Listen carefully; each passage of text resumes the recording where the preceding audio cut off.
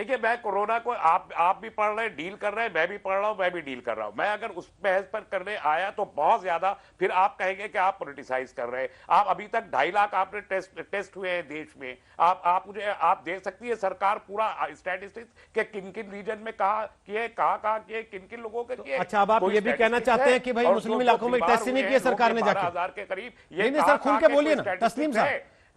जो लोगों का आप आधा छुपा आधा ढका क्यों करना चाहते हैं? टीवी पर बैठे साफ साफ बोलिए ना, सामने सामने। एनालाइज कर लिया। नहीं सर, मैं आपसे पूछ रहा हूँ, आपने एनालाइज किया है, आपने अध्ययन किया है तो बता दीजिए ना। आप बोलिए, अगर आप में हिम्मत है, आपके पास फैक्ट है ये कहने का कि इस देश की सरकार ने मुस्लिम इलाकों में टेस्ट नहीं किया, तब बोलिए ना, बोलिए फिर। 2.5 लाख आपने टेस्ट का क्राइटेरिया क्या बनाया है? और जहां जहां टेस्ट करने गए डॉक्टर, वहां आपने क्या दिया सर? पत्थर मारे औरतों ने छतों पे चढ़ के, पत्थर मारे लोगों ने इंदौर की गलियों में घेर घेर कर डॉक्टरों को। जहां टेस्ट करने गए थे सर, वहां क्या दिया था आपने? ये अजीब तरीका नहीं है क्या सर? नोटबंदी हो गई तो आपने कहा कि साहब मुस्लिम इलाकों के एटीएम में पैसा नहीं डाल रहे। कोरोना हो गया तो आप कह रहे हैं कि साहब मुस्लिम इलाकों में टेस्ट नहीं कर रहे। तस्लीम साहब, अभी आप कह रहे हैं देश मुझसे है, मैं देश से हूं, उसके बाद आप ऐसी बातें करते हैं। आप मौलाना साहब से कम है क्या? आप मौलाना साहब से कम है क्या सर? नहीं, कोरोना तो जाएगा। चीन से 3 महीने में चला गया, हमारे देश से शायद उससे पहले हम भगा देंगे सब मिलके कोरोना को। पत्थर मार के सर भाग जाएगा। पत्थर मार के आप लोग ये कर रहे हैं वो वायरस वो यहाँ पर जम जाएगा।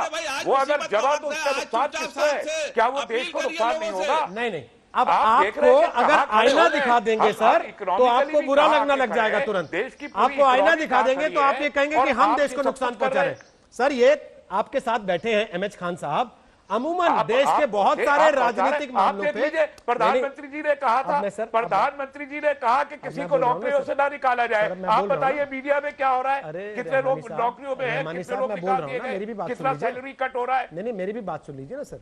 एक एक करके नहीं सर, एक करके विषय पे बात करें ना सर। सैलरी कट की आपको चिंता है? 6 बजे का कार्यक्रम देखिएगा आज, आपको पता लगेगा उद्योग जगत के कौन कौन से लोग, कौन कौन से चेहरे इसी चैनल पर बैठकर उस विषय पर बात करेंगे। लेकिन इस समय जब मैं एक विषय पर बात कर रहा हूं तो आपको सैलरी कट की चिंता है, क्योंकि आप भाग जाना चाहते हैं इस विषय से, क्योंकि आईना देखना आपको पसंद नहीं आता। आप तुरंत दूसरे पर आरोप मढ़ने लगते हैं।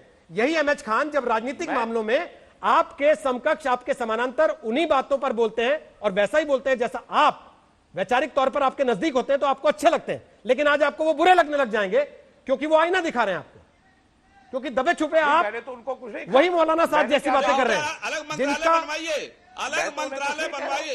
रोहित साहब, इनके लिए अलग मंत्रालय बनवाइए, जो जानकारी दीजिए। ये देश के राष्ट्रपति हैं, अल्पसंख्यक मंत्रालय भी बना हुआ अलग से देश में। जितनी जानकारी हो रही सब रहमानी साहब को दीजिए। अलग मंत्रालय बना के इनको बैठाइए कि हाँ रहमानी साहब आज ये हमने किया, रहमानी साहब आज हमने ये किया। इन पे ये समझ में नहीं आ रहा है कि क्या कहना चाहिए नहीं कहना चाहिए। आज ये बैठ के यहाँ पर नाटक न करिए रहमानी साहब, आप साफ साफ बात बोलिए कि हाँ ये गलती की है, हमारी तबलीगी जमात लोगों ने गलती की है। आप घुमाइए 15%, 85%, ये क्या है? देश को क्या हल ले जाते हैं? किसी पार्टी में अभी है या नहीं है मुझे मालूम नहीं, आपका विचार क्या है मुझे मालूम नहीं। मैं आपसे बहस नहीं कर रहा हूँ, मैं आपसे बहस नहीं कर रहा और न मैं आपकी किसी बात को कंडेम या अप्रूव कर रहा हूँ। मैं इस देश में जो अभी संकट चल रहा है उस संकट पे कंसंट्रेट रहना चाहता हूँ। आप उससे डेविएट एक सेकंड, मेरा रिक्वेस्ट है दोनों से, मैं अपने विचार से अच्छा एक सेकंड प्लीज, मेरा निवेदन है दोनों से, एक दूसरे पर कोई निजी टीका टिप्पणी नहीं, प्लीज दोनों की आवाज डाउन करते हुए ये बताते हुए, एक तो निजी टीका टिप्पणी नहीं करें, ठीक है? राजनीतिक तौर पर आप एक जैसे हैं, अलग अलग हैं, इससे हमें फर्क नहीं पड़ता।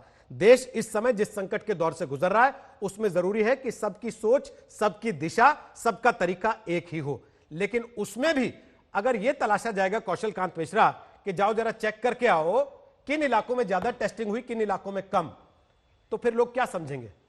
इसका क्या मतलब निकाला जाएगा? यही तो मौलाना साहब कर रहा था मरकज में बैठ के, ये तस्लीम रहमानी कर रहे टीवी पर बैठकर। यही ये सारे वही लोग हैं जो सेकुलरिज्म के चश्मे और सेकुलरिज्म के पीछे, पर्दे के पीछे छुप करके कम्युनलिज्म का खेल खेलते हैं।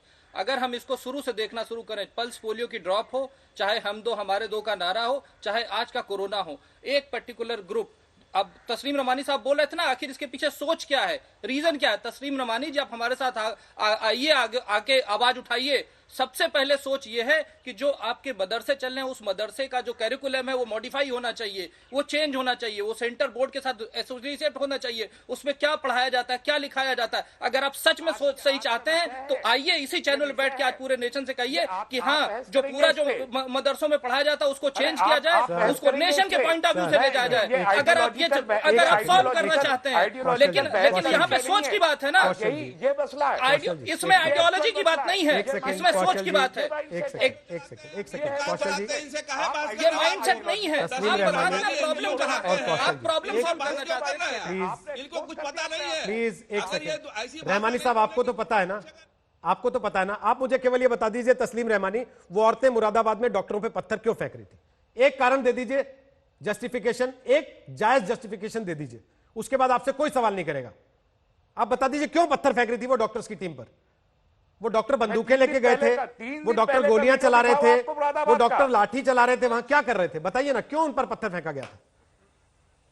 ये पिक्चर देख के इनको अच्छा लग रहा था क्या?